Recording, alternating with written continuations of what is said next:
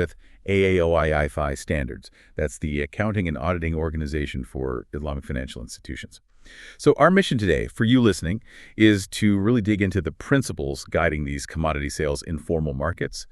From an Islamic perspective, we want to give you clear definitions, unpack the Shari'ah rulings, and see how it all works in the real world, what's in, what's out, and the why behind it all. Absolutely. And to start, I think it's really important we clarify the scope of the standard. What exactly are we covering here? This standard, it specifically addresses commodities, so physical goods, and then a very select group of derivatives. Okay, derivatives. Which ones specifically? Good question. The ones covered are futures, options, and temporary swaps. Got it. So it's not like a catch-all for every financial instrument out there. Yes. What gets left out? Sure. What falls outside this standard? Well, things like indices, the sale of financial securities, commercial papers, currencies, and importantly, any sales that happen outside of those regulated markets. So yeah, it's quite focused. Okay, that makes sense. So it really zeroes in on physical goods and just those specific derivatives all within that formal market structure. Now, you mentioned commodity sales. What does that mean exactly according to this standard? I'm guessing it's a bit more precise than just, selling stuff. Oh, absolutely. It's very precise. The standard defines commodity sales as contracts that happen specifically in regulated commodity markets. These aren't just any old markets. They're overseen by specialized bodies. And the transactions, they're coordinated by expert brokers, matching up buy and sell orders. And these aren't casual deals either. They are standardized contracts. They lay out all the conditions, the specifications, even the time and place of delivery. Often you'll see a requirement for a percentage of the price up front, like a deposit and open accounts with brokers to guarantee the trade actually happens. It builds a certain structure. A framework of trust and order, yeah. So formal, structured transactions. And I gather there are different types based on when delivery and payment happen. Precisely. We can break them down into three main types based on timing. First up, you have spot contracts. WSCCAA in Arabic, as the name kind of suggests, these demand immediate delivery and receipt. Now, immediate is the goal, but minor delays, maybe 1 or 2 business days, are usually okay, just due to market rules and logistics. Okay, makes sense. What's next? Then you've got forward contracts, sahib paten. These are agreements where the effects, like delivery and payment, they happen on a specific date in the future. It's important, though, to distinguish these from futures. Forwards are often unregulated, maybe between just 2 parties, often used as financial protection tools. Hedging, basically. Ah, okay. So different from futures. What about them? Right. Futures contracts, Shari'ah. These also involve future obligations, but the key difference, they typically end through offsetting contracts or, more commonly, cash settlement. Actually getting the physical goods delivered in a futures contract is pretty rare. That's a very clear difference then. So whether it's spot, forward, or future, how do these sales actually conclude? What are the end scenarios? Good question. They can wrap up in a few ways. The most straightforward is, of course, actual physical delivery of the goods or the price. Another common way, especially in these markets, is offsetting. Parties use inverse contracts to cancel out their positions. And finally, they can end through simple settlement and mutual agreement between the parties involved. All right, now we get to the real core, the Shari'ah rulings for these types. Let's start with spot contracts, the immediate ones. What's the ruling there?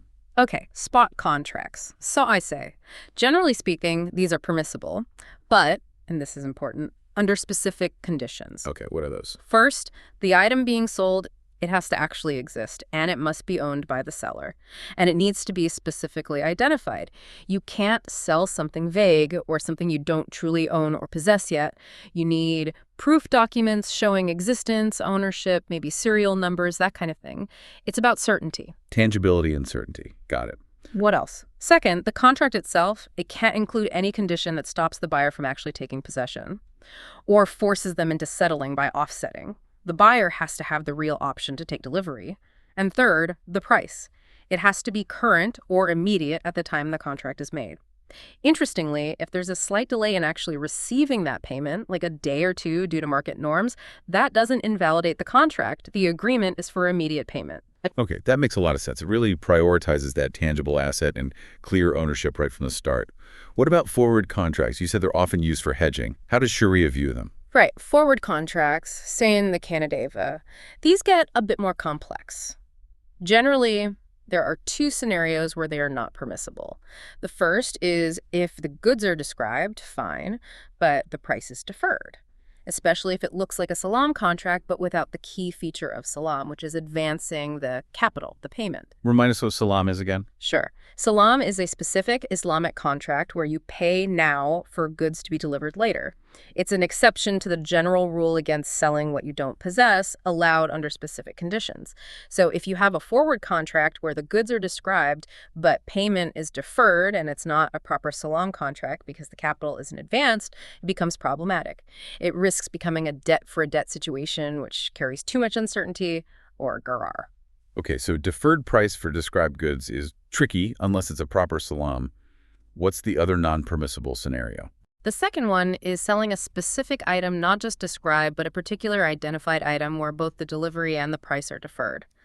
That introduces significant uncertainty, that gharar again, about the whole transaction. Both deferred is generally a no-go then. Generally, yes, but there's a key exception, istisna. If the contract is for manufacturing or construction, that's istisna, then it is permissible even if the price is deferred. Because istisna is seen more as a contract for work and delivery, not just selling an existing thing. The underlying principle seems to be that deferring one side, either the goods or the price, is usually okay, as long as the other side is immediate, or it fits into a specific permissible structure like salam or istisna. Interesting distinction. It's all about managing that uncertainty, that gharar. If both ends are floating off in the future, it gets problematic.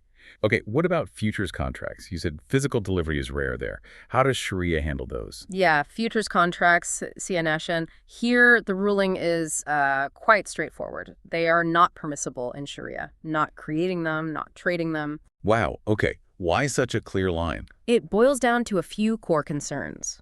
Often, futures involve trading something you don't actually own or possess at the time of the contract. That's a big one.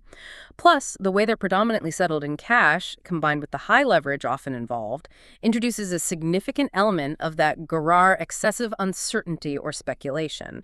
And potentially maysir, which is like gambling. Islamic finance really aims to steer clear of that, focusing instead on real economic activity and avoiding purely speculative gains.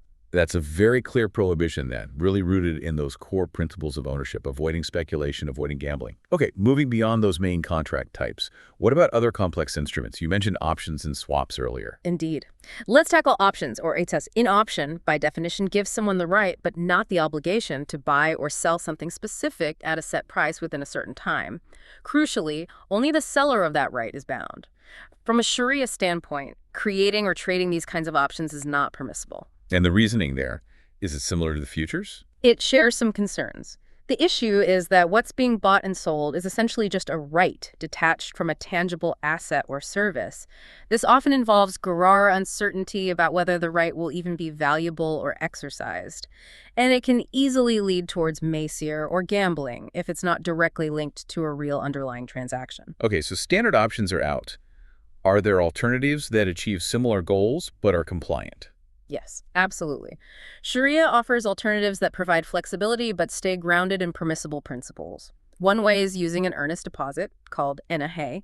You enter a contract for an existing permissible asset, and the buyer pays a portion of the price as this earnest deposit. This gives the buyer the right to cancel within a set period. If they cancel, the seller keeps the deposit. But importantly, that right, the one created by the urban, it's not tradable. It's part of a genuine potential transaction. So it's tied to a real potential purchase. Exactly. Another way is to include a kia al short, basically, an option condition directly into the sales contract. This gives one or both parties the right to cancel within a known period. Again, this specific option right embedded in the contract is not tradable. And a third alternative is using a binding promise. The owner can issue a binding promise to sell, or someone can issue a binding promise to buy. This promise itself is also non-tradable. These alternatives keep the focus on real assets and intended transactions. That's helpful, showing how the function can sometimes be achieved differently. What about the last derivative you mentioned, temporary swaps? Right, temporary swaps, or wunsto isa ue. These are defined as, well, temporary deals where two parties agree to exchange specific assets. Could be financial, could be physical, or even interest rates. Sometimes this might involve, say, selling goods on credit to the same person you just bought them from, or to others, but without any real physical exchange happening. or maybe including an option right for a fee. The Shari'ah ruling here is also clear. Temporary swaps are not permissible. And the concerns there. Often, it's about the lack of actual exchange of real assets, the potential for hidden riba, interest, significant gharar, uncertainty, and sometimes they look very much like prohibited circular transactions designed to create debt rather than facilitate trade. Okay, that really clarifies the thinking behind these rulings. Yeah. It keeps going back to tangible assets, clear ownership, real risk transfer, and avoiding pure speculation or disguised loans. Let's try to make this even more concrete, bring it to life with some practical examples. What do these rules actually look like on the ground? What are the acceptable do's and the definite don'ts that institutions need to watch out for? Certainly. Let's look at some permissible applications. A very common one involves using an agent. It's permissible to appoint an agent to buy goods for you for cash. That agent then turns around and sells those goods to a third party, maybe on deferred payment terms. The agent's fee can be a fixed amount or a percentage. This works because the agent is acting as a genuine intermediary and ideally takes ownership or assumes risk during the process. Okay, a straightforward agency role. What else? Another structure could involve appointing a third party, maybe an investment manager, to buy goods for an institution using cash and then manage the sale of those goods on credit. The interesting part here is that the debt maturity, or rather the return, could be linked to a known share of the profit from that sale. The source actually calls this mudaraba. It's like a partnership where one side provides capital, the other provides expertise, and they share the profit. It's an active investment. Like profit sharing, almost. Okay. Yeah. And it's also generally okay for an agent, after buying goods for an institution, to then buy those same goods from the institution for themselves. The absolute key here, though, is a clear separation. They have to act as distinct parties in two separate transactions.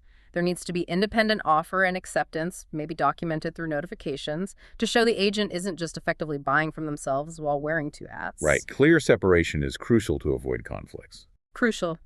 And finally, an institution buying goods for cash and then selling them to another party on credit is, of course, permissible. This is often structured specifically to avoid INA. Remember INA, that prohibited buyback scheme where you sell something and immediately buy it back for a higher deferred price just to create debt. Permissible structures ensure genuine sales to third parties. Those are good examples of how things should work. Now, the other side, what are the pitfalls? The common mistakes or structures that are definitely prohibited. I bet ownership and risk transfer are big ones here. You bet. The list of prohibited applications really highlights where things can go wrong if you're not careful. First off, ownership and risk. You absolutely cannot sell goods you've bought before they are definitively identified or before you've taken actual or constructive possession. Possession means the risk has transferred to you. This includes situations where, say, ownership documents like serial numbers haven't been verified, or it's unclear who bears responsibility if there's an error. You have to possess it or bear its risk before you sell it. Makes sense. What about the agent's role again? Yes, several prohibitions relate to the agent. An agent buying goods for an institution and then selling them to themselves without that proper, distinct offer and acceptance we talked about. That's prohibited. Also, an agent buying goods for the institution and then the agent buying those goods on credit for themselves before the institution actually owns the goods. That's a no-go. The institution has to own it first. The sequence matters. Sequence is key. Got it. What else? Then there are prohibitions around circular transactions. Buying goods from Party A for cash, then immediately selling them back to Party A on credit, or selling them to an entity owned by Party A. That smells like INA, the buyback, so it's prohibited. Similarly, an agent selling goods to their clients before ownership is actually transferred to the agent from the institution they represent again, that's selling what you don't possess or control. Right. Avoiding those disguised loans. Yeah, exactly. And then there's outright misrepresentation or fraud. A seller pretending to own specific goods, maybe using fake documents, or worse, selling the same goods to multiple institutions simultaneously. Strictly forbidden. This is where rigorous auditing of things like ownership certificates becomes essential. Absolutely.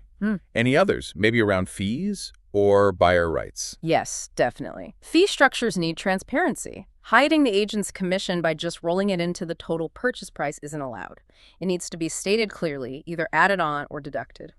Also prohibited is setting a sale price and just saying anything above that is the agent's fee. The fee structure needs to be agreed upon up front. And denying the buyer the right to actually receive the physical goods, that's prohibited too. They must have that option. Finally, A big one. An institution can't pay the purchase price to the agent based purely on the agent guaranteeing the resale price, whether the agent buys it themselves or sells it to others. An agent guaranteeing the sale price no matter what. That shifts risk improperly and looks more like financing than agency, so it's prohibited. Wow. What an incredibly detailed, really deep dive into this world of Sharia-compliant commodity trading. It's just abundantly clear that the specifics, the definitions, the conditions, the sequence, they all matter immensely. It's not just rules for rules' sake. It feels like a framework built on, well, transparency, fairness, clear ownership. Indeed. I think this exploration really underscores how vital precise definitions are, how crucial clarity of ownership is, and why avoiding speculative or overly uncertain transactions is paramount.